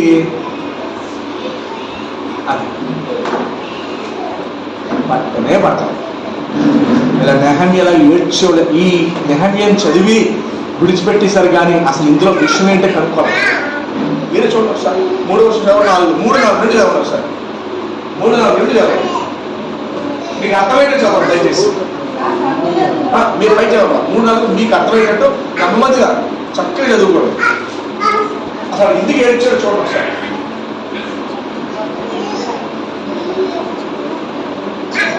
మీకు అర్థమయ్యేటట్టు చదువుకోండి.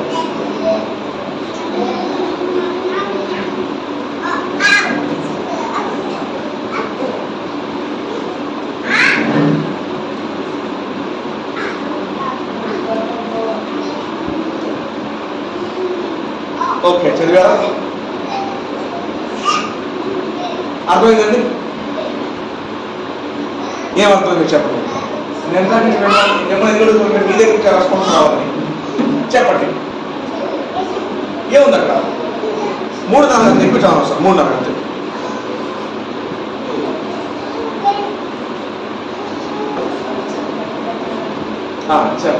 చేపలో పట్టబడ్డారని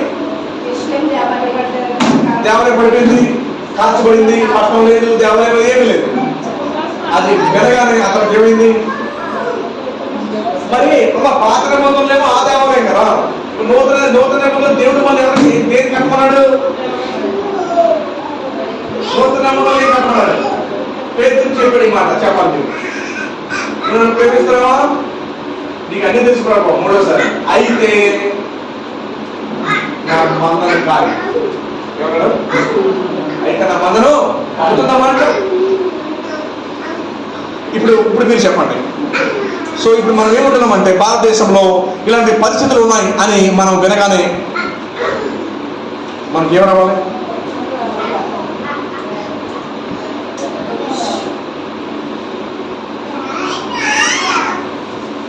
ఒక ఫోటో చూపిస్తాను నేను.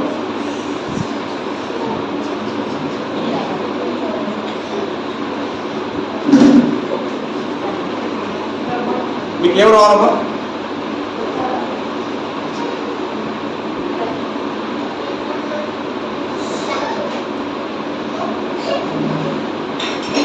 నిద్రపాటు కూడా దీని విషయమై ఈ మాట విన్నప్పుడు నేను కూర్చుని ఏడ్చి కొన్ని దినములు దుఃఖముతో ఉపవాసం ఉండి ఆకాశం మందలి దేవుడి ఎదుట విజ్ఞాపన. సో ఈ రాత్రి మనం ఏం చేయాలి తెలుసండి? ఈ కార్డు కూడా మీకు అర్థం ఇచ్చాను నేను. భువనేశ్వర నిమిత్తము, పూరి నిమిత్తము గతంలో కూడా చాలాసార్లు నేను మీకు ప్రస్తావించాను. మొన్న కూడా మీకు నేను పాసన చేశాను. మనకి చూసి ఏం రావాలండి? వస్తుందా? ఆ దుఃఖం వస్తుందా అని నేను అడుగుతున్నాను. నేను చాలా మందికి పట్టింపు పౌలు అన్నారు కదా, ప్రతి ఒక్కరూ తమ తమ సొంత పనులు చేయించున్నారు కానీ దేవుని పనులు ఎవరు కూడా. మనం ఉన్నాం కొద్దిమందిగా. మీ గురించి మీరు ఆలోచించండి. ఈ విషయం విన్నప్పుడు మీకు ఏమొస్తుంది? ఇది దేవునికి వచ్చింది బాధ, అందుకని తన కుమారుని పంపించాడు. దేవునికి వచ్చింది కనుక తన కుమారుని. సో ఇది 4వ విషయం. నెక్స్ట్ చూద్దాం. ఇంకొక ఇద్దరు చూపించిన ముగిస్తాను నేను. లూకా సువార్త 4:2. ఇక్కడ యేసు ప్రభు వారిని మనం చూస్తాం ఉపవాస ప్రార్థన గురించి. ఆమె ఇప్పుడు దాకా ఎన్ని విషయాలు చెప్పగలుగుతాను ఒకసారి? ఉపవాసము, దేవుడు ఉపవాస ప్రార్థన యొక్క ప్రాముఖ్యత ఎజ్రా 8:23లో మనం చూసాం. ఓకేనండి.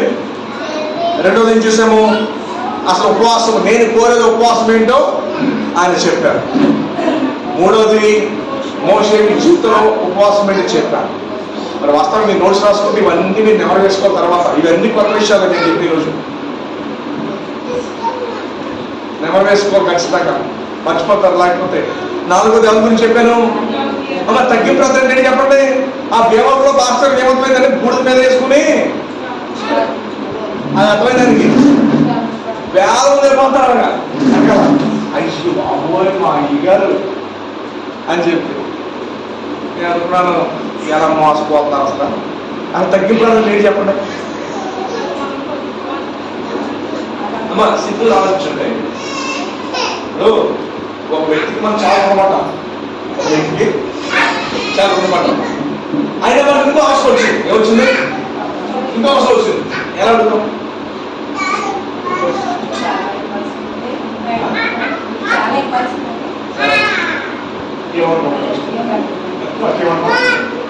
ఏమి నేను అడుగుతున్నానని ఏమి నేను అడుగుతున్నాను ఏమి నా అవసరాన్ని చెప్తాను ఇస్తే అడుగుతాను. తగ్గింపు ప్రార్థన నిజమేనా? మీకు తెలుసు కదా, దయచేసి గమనించండి. కానీ ఇది ఏం నేర్పిస్తున్నా మనకి? మనం అడిగే విషయాలు పొందుకోవడానికి లేకపోయినప్పటికీ నీ కృప కనికరం బట్టి నువ్వు మమ్మల్ని రక్షించడం కనుక, నీ ప్రజలం కనుక మా మీద ఇది తగ్గిపోతారు. మాకు అలా లేదు, పొందుకోవడానికి లేదు, అయినా కూడా నీ సరిగ్గా మేము నీ కనికరం కొరకు అడుగుతున్నాం. అంతగా తగ్గిపోతానని ఏంటో విన్నారా? ఇప్పుడు ఈ విషయం దాని 9 విన్నాం కదా, దాని 9లో విషయం మీకు అర్థమైందా? ఓకే. నెక్స్ట్ ఎవరి గురించి చూసాము? నెహెమ్యాలో మనకి ఏం రావాలి? ఉపవాస ప్రార్థనలు ఏముండాలి?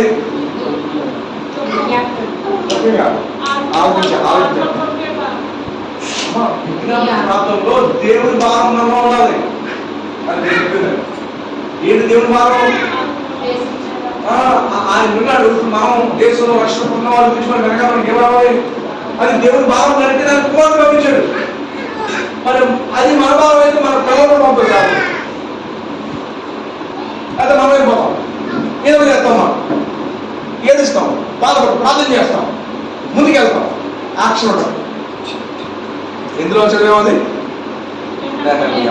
యేసు ప్రభువులో చూద్దాం. 4:2 అపవాది చేత శోధింపబడుచుండెను. ఆ దినములలో ఆయన ఏమీ తినలేదు. అవి తీరిన తరువాత ఆయన ఆకలి కొనగా అపవాది ఈ మాట చూడండి. అంటే మనంతా డీల్ చేయలేము. ఏంటి మాట ఇక్కడ? అపవాది చేత శోధింపబడుచుండెను. ఆ దేవుళ్ళ ఏమీ తినలేదు. అమ్మ చూడండి సార్. ప్రార్థన ఎవరి జీవితం తక్కువ ఉంటుందో, కుటుంబంలో కానీ వ్యక్తిగతంగా కానీ, వాళ్ళ పాపంలో ఖచ్చితంగా జీవితం అంటారు.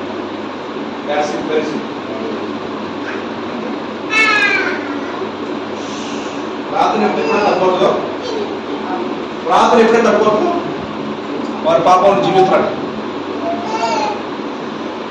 ఇక దీనికి ఇంకొక మార్గంలో చెప్పక్కర్లేదు, దాని గురించి ప్రసంగం చెప్పక్కర్లేదు.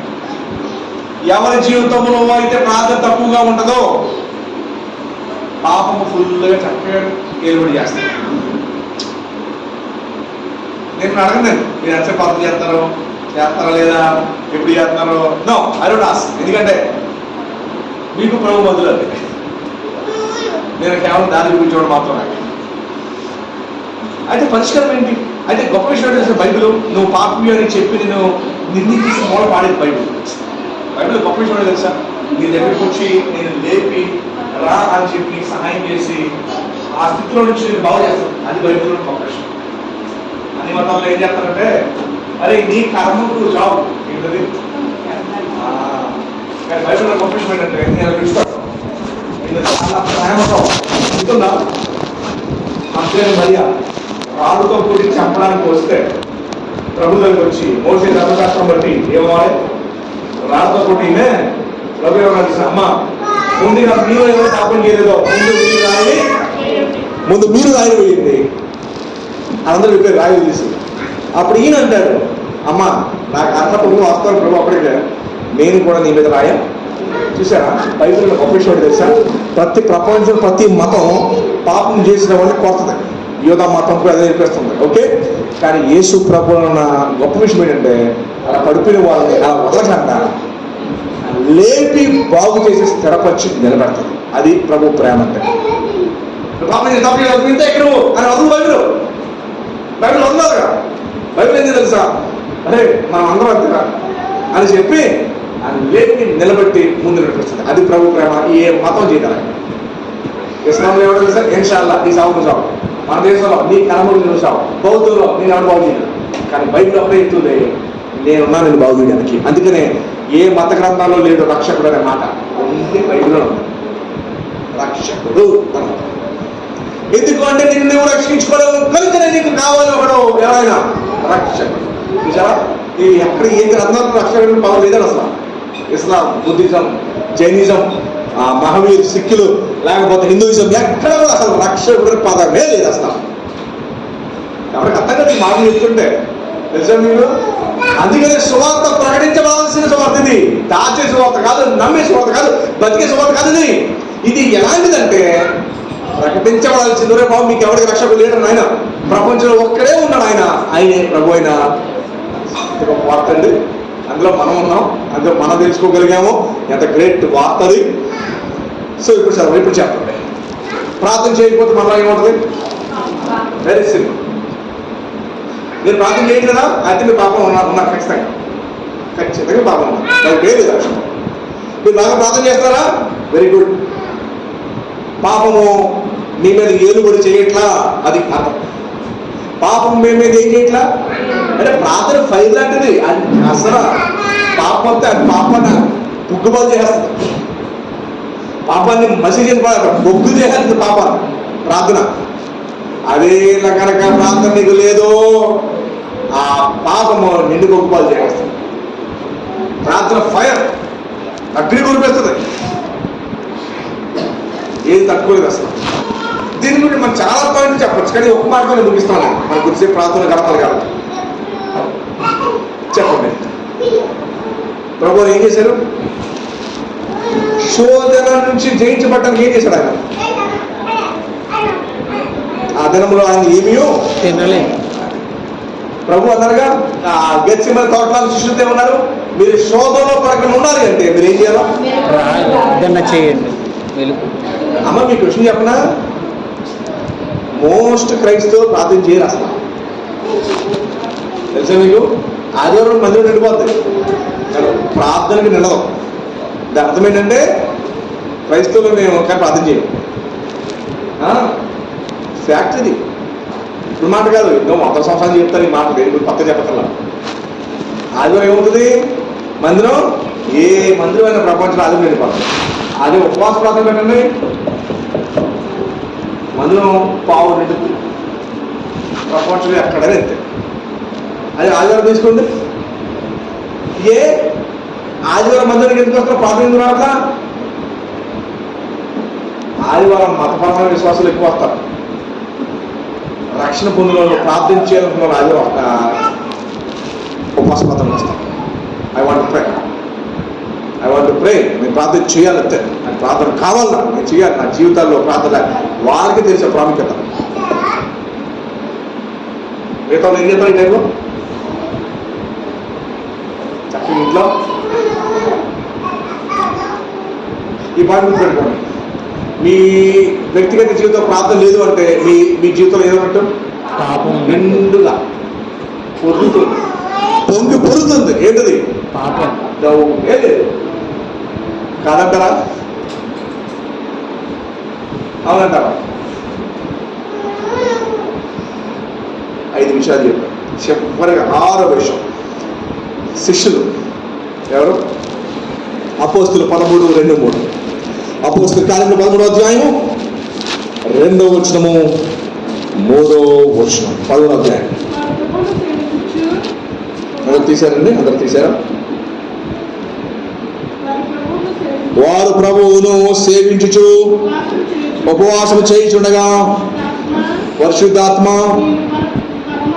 నేను బర్నబాను సౌలును పిలిచిన పని కొరకు వారిని నాకు ప్రత్యేకపరచుడని వారితో అందరూ వారు ఉపవాసముని ప్రార్థన చేసి వారి మీద చేతులుంచి వారిని పంపిరి. మనల్ని చదువుతా చూడండి. వారు ప్రభువును సేవించి ఉపవాసం చేయించుండగా ఉపవాసము ఈస్ రెగ్యులర్ ప్రాసెస్, రెగ్యులర్ నిరంతరం నిత్యం చేస్తా ఉండాలి. ఉపవాసం చేయించుండగా పరిశుద్ధాత్మ నేను బర్నబాను సౌలును పిలిచిన పని కొరకు వారిని ఇక్కడ విషయం తెలిసే కదా, ఎంత గొప్ప అంటే తెలిసే కదా. పరిశుద్ధాత్మ అని చెప్పి ఏమన్నా గీత ఉందా? గీత ఉంది, ఏముంది? గీత ఉందంటే అర్థం ఏంటంటే నేను మాట్లాడుతున్నానని, నేను బర్నబాను సౌలును పిలిచిన పని కొరకు వారిని నాకు ప్రత్యక్షపరచుడని వారితో చెప్పిన అంతటా వారు ఉపవాసముని ప్రార్థన చేసి వారిని చేతుల నుంచి వారిని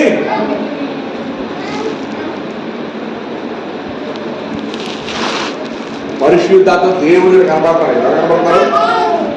ఇక్కడ ఎవరు కనబడతారండి? పరిశుద్ధాత్మ దేవుడు నేను అని చెప్పి మాట్లాడుతున్నాడు. నేను పిలిచాను. ఎవరు పిలిచారంట? వాస్తవానికి పౌలు పిలిచింది ఎవరు? యేసు ప్రభు. ఎక్కడికి వెళ్తుండే? దమస్కు వెళ్తుంటే నేను ఆయన పిలిచాడు. నన్ను ఎందుకు పిలుస్తున్నావు? ఎవడో ప్రభువా? ఇదిగో నేనే ఆ ప్రభుని అని చెప్పగలిగి 3 రోజులు అంధకారం వచ్చి బర్నబా ఆ పొరలన్నీ తొలగినప్పుడు సువార్త చెబుతాడు. విషయం ఏంటంటే అప్పుడు పౌలు గారు అక్కడ మార్పు చెందుతాడు కదా. తండ్రి అయిన దేవుడు, కుమారుడైన దేవుడు, పరిశుద్ధాత్ముడైన దేవుడు. అమ్మ మీకు ఎక్కడ తెలుసా? నాకు చెప్పండి. చాలా సంఘాల వారు త్రిత్వం అని నమ్మరు. దేని నమ్మరు? తండ్రి ఒక్కడే ఉన్నాడు. తండ్రి వచ్చాక కొంతకాలం తర్వాత కుమారుని చేసేది. చేస్తే ఏమవుతాడైనా సృష్టం. మరి పరిశుద్ధాత్మ దేవుడు ఎవరు ఉన్నారు? బైబిల్లో ఉన్నారు. ఆయన ఎవరంటే దేవుడికి శక్తి, ఆయన ఆత్మ, అంతే. ఓకే. అయితే బైబిల్ మనం 2000 సంవత్సరాల నుంచి మనం నేర్పించిన పాఠం ఏంటంటే దేవుడు ఒక్కడే తండ్రిగా, కుమారుడిగా, పరిశుద్ధాత్ముడిగా వారు ఉన్నారు. అంటే అర్థం ఏంటంటే దేవుడేమో నేను మాత్రమే, నేను ఒక్కడిని అని చెబుతూనే కుమారుని దేవుడు నిత్యులకు తండ్రి అని పిలిచాడు. తండ్రి నేను మాత్రమే, దేవుడు ఒక్కడే, అది కూడా నేను ఒక్కడే, ఇంకో ఉన్నట్టు కూడా నాకు తెలియదు అని రోషముతో మాట్లాడిన ఆ దేవుడే, ఆ తండ్రే కుమారుడు గురించి ఏం చెప్పాడు అంటే నిత్యులకు తండ్రి. యెషయా నిత్యులకు తండ్రి అని పిలిచి ఎప్పుడు 1:8 దేవాని సింహాసనం నిత్యముండును అని అన్నాడు. ఎవరిని? కుమారుడు. ఈయన ఏం చెప్పుకున్నాడు ఆయన గురించి? ఒక్కడే అని చెప్పి, అది నేను మాత్రమే అని చెప్పి కుమారుడు పిలిచాడు అని పిలిచి, అంటే నేను మాత్రమే అని పిలిచి మళ్ళీ ఆయన ఏమన్నారు? కుమారుడు దేవుడు అన్నాడు. కుమారుడు పరిశుద్ధాత్మ దేవుడిని ఆయన దేవుడు అని పిలిచాడు. ఇక్కడ ఇప్పుడు మా చదివారే పరిశుద్ధాత్మ దేవుడు ఆయన గురించి ఏం చెప్పుకున్నాడంటే ఇదిగో నేను మిమ్మల్ని పిలిచింది అని చెప్తూ ఉన్నాడు. ఓకేనా? నేను బర్నబాను సౌలును పిలిచిన పని కొరకు వారిని నాకు ప్రత్యేకపరచుడని. అంటే ఎవరు చెప్తారు? మరి ఎవరు చెప్తారు? నా కొరకు ప్రత్యేకపరచుడని ఎవరు చెప్పగలరు? దేవుడే చెప్పగలరు. ఎవరు చెప్పగలరమ్మా? అంతేగా. నా కొరకు ప్రత్యేకపరచుడని వార్త చెప్పాను. సో ప్రత్యేకపరచడం ఎవరి కొరకు ప్రత్యేకపరచగలను? దేవుడే పాత నిబంధనలో ఇశ్రాయేలును ఆయన కొరకు ప్రత్యేకపరచుకున్నాడు. మీరు నా కొరకు ఏర్పరచుకుంటున్న జనాంగము అని చెప్పాడు. సో ఇక్కడ మన తత్వం స్పష్టంగా కనబడుతుంది. ఏమని?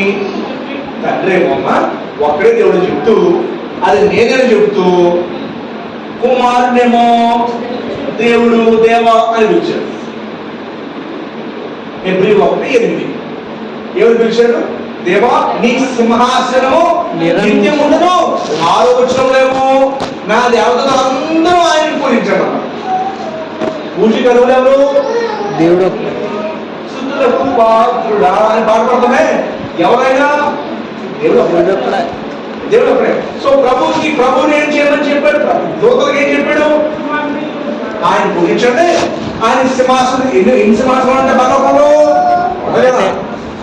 అని చెప్పాడు. సో తండ్రి ఒక్కడే దేవుడు చెబుతూ అది నేనేం చెబుతూ కుమారుడేమో దేవుడు అని ఇచ్చారు. సందర్భం కాదు, బైబిల్ అంతా ఇదే అంశం. బైబిల్ అంతా ఇదే అంశం. కుమారుని ఏం పిలిచాడు అంటే నూతన నిబంధనలో రాజులందరూ అలాగే పిలిచారు. తీతు పత్రిక 2:13 చూడండి. పౌలు ఏం పిలిచాడు కుమారుని? పక్కన తీశారు 2:13 తీతు 2:13 అనగా మహాదేవుడును మన రక్షకుడైన యేసుక్రీస్తు మహిమ యొక్క మహాదేవుడైన మన యేసు ప్రభువు అని చెప్తున్నాడు. చదువు మీకు ఎలా అవుతుంది? అంత అవసరం లిస్ట్ ఒక 3 లైన్. First line okay.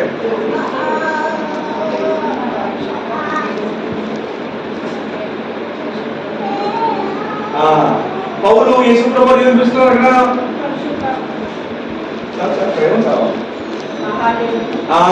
ఎవరు పిలుస్తాడు? ఓకే నా చూడండి. అది మీరు ఎప్పుడైనా తర్వాత టైం ఉన్నప్పుడు మీరు చదువుకోండి. మీకు అర్థమైందా? తండ్రి కుమారుని ఏమని పిలుస్తున్నాడు? ఇంట్లో తండ్రి దేవా అని ఒకే దేవుడికి సంబోధించాడు.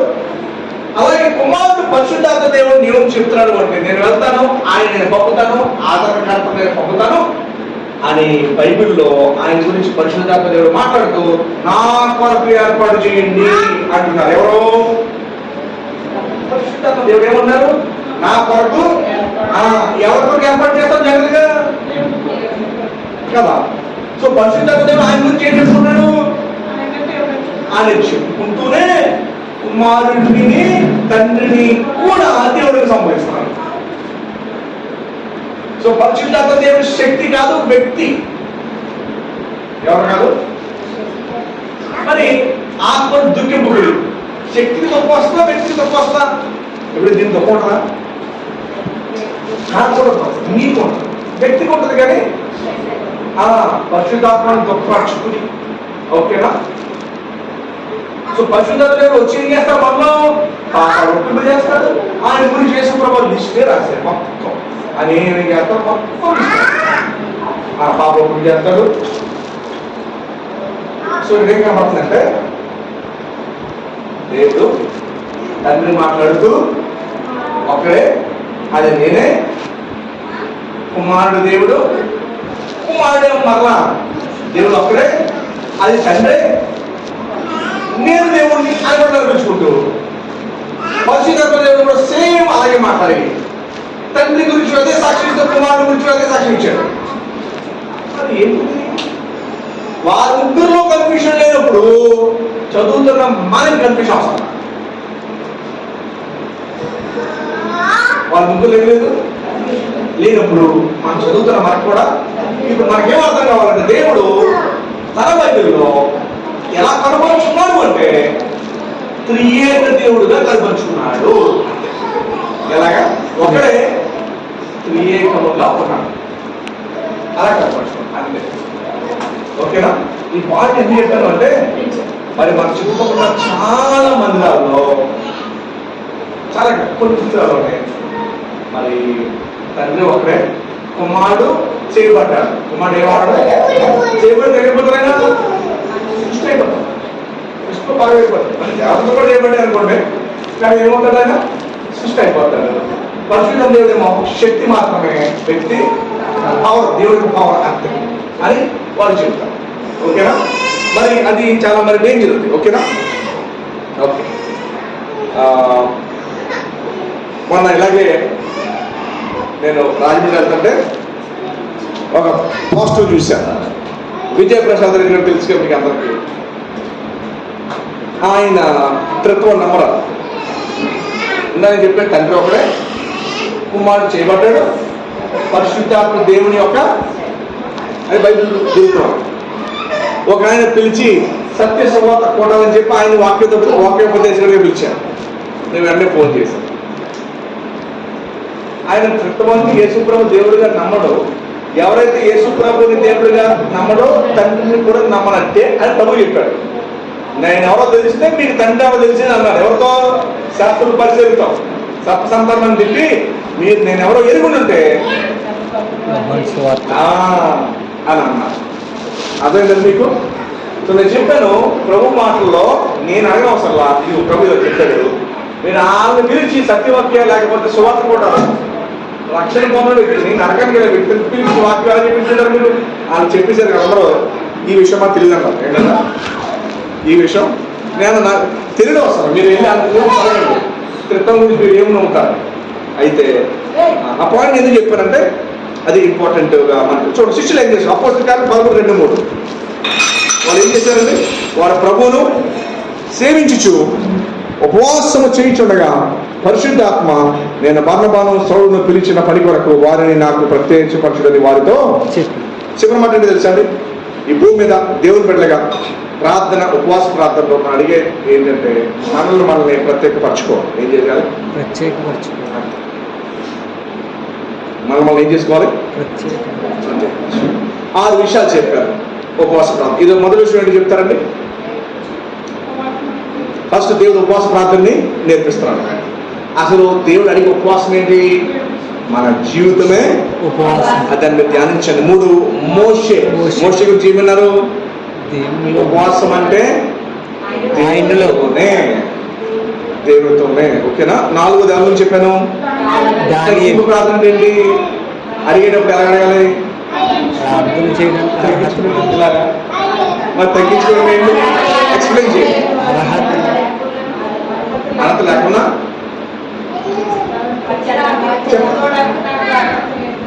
క్లియర్ చెప్పాలి. అడగడానికి కాదు, పొందుకోవడం. ఈ కార్యక్రమం